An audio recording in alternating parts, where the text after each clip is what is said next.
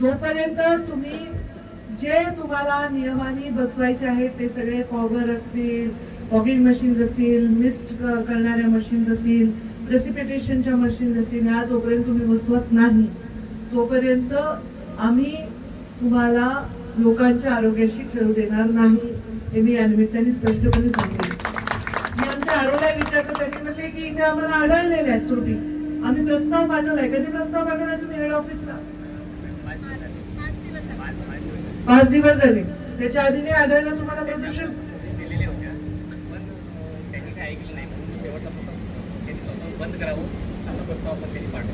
म्हणजे मी येणार आहे हा दौरा तुम्हाला सगळ्यांना माहिती आहे. प्रदूषण मंत्रीला सस्पेंड करा मॅडम.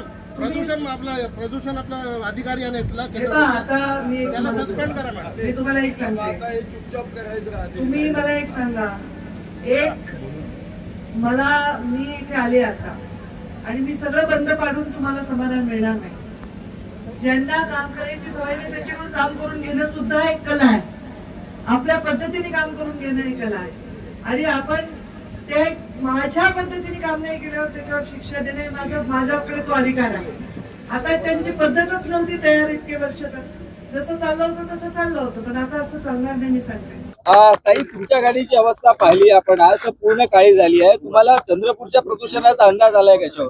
मला अंदाज आहे आणि त्याबद्दल सहानुभूती आहे, संवेदना आहे, म्हणूनच मी आलेली आहे.